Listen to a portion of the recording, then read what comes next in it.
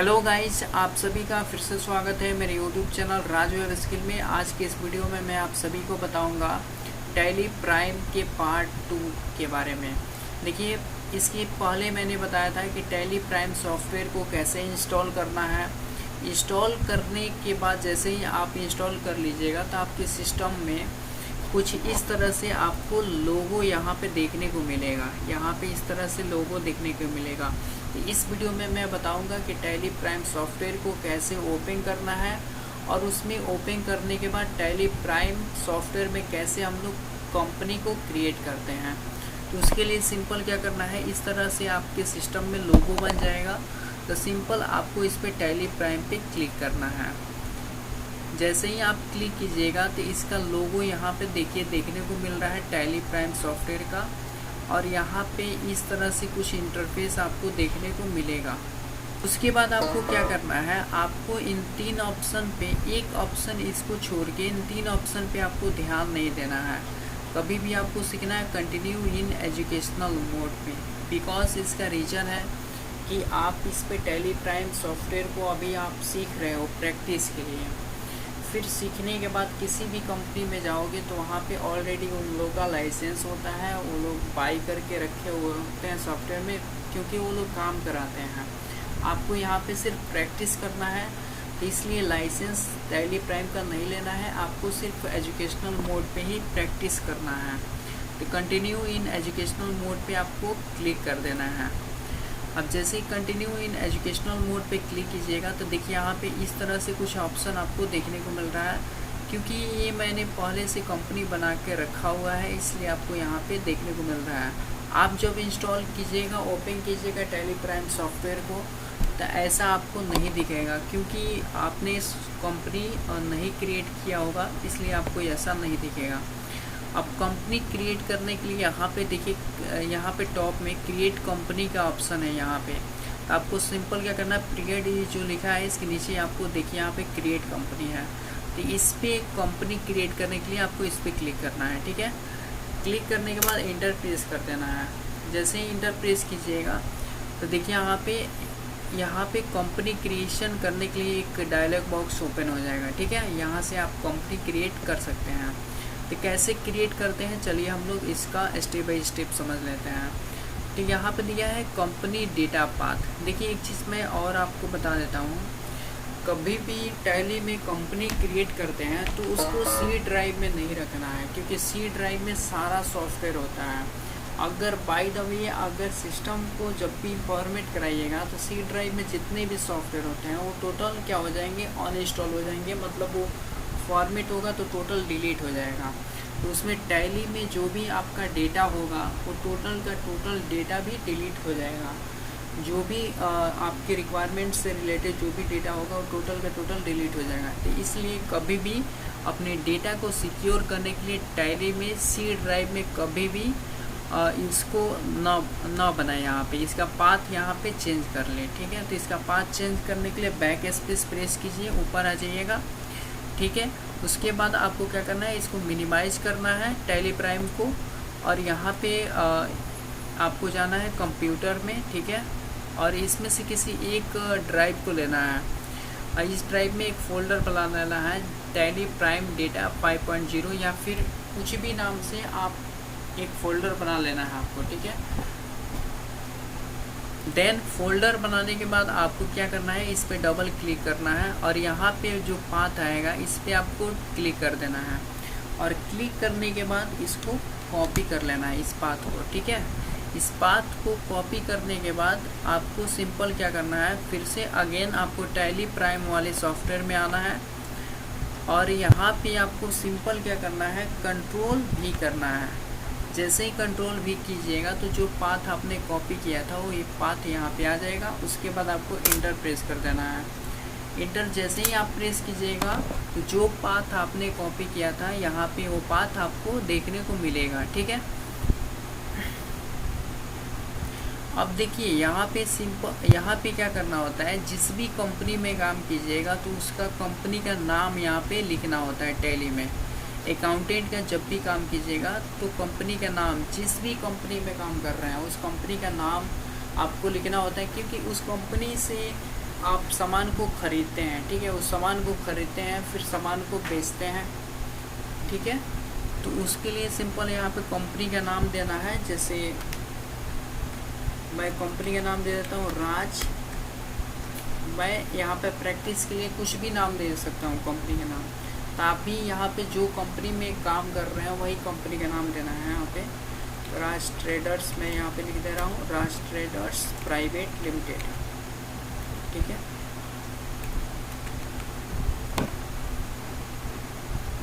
और इस कंपनी को क्रिएट करने के बाद फिर आपको क्या करना है, इंटर प्रेस करना है। 1 मिनट यहाँ पे आपको कर्सर लेके जाना है और उसके बाद इंटर प्रेस कर देना है। देखिए यहाँ पे मेलिंग नेम में भी वही आएगा।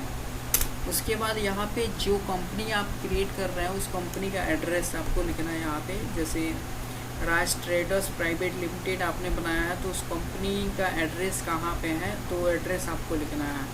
तो मैं एड्रेस बेसिकली मैं यहाँ पे अपने ही विलेज का बना देता हूँ। जैसे वार्ड नंबर 1 सासामूसा, ठीक है। उसके बाद इंटर प्रेस करके गोपालगंज डिस्ट्रिक्ट का भी नाम दे देता हूँ। आप भी कुछ भी एड्रेस दे सकते हैं अभी फ़िलहाल प्रैक्टिस के लिए, ठीक है। उसके बाद आपको इंटर प्रेस करना है, इंटर प्रेस करना है। और यहाँ पे देखिए स्टेट में नॉट एप्लीकेबल में अभी कंट्री इंडिया सेलेक्टेड है। तो इंडिया के अकॉर्डिंग जितने भी इंडिया में स्टेट हैं वो आपको यहाँ पे दिख रहा है। अब यहाँ पे जैसे कि मैं दूसरा कंट्री चेंज करता हूँ, मैं यहाँ पे कंट्री के नाम चेंज कर देता हूँ। जैसे चेंज कंट्री पे क्लिक करूँगा। अब यहाँ पे बांग्लादेश में क्लिक किया। जैसे ही बांग्लादेश क्लिक करूँगा तो बांग्लादेश में जितने भी स्टेट होंगे वो टोटल आपको यहाँ पे देखने को मिलेगा, ठीक है।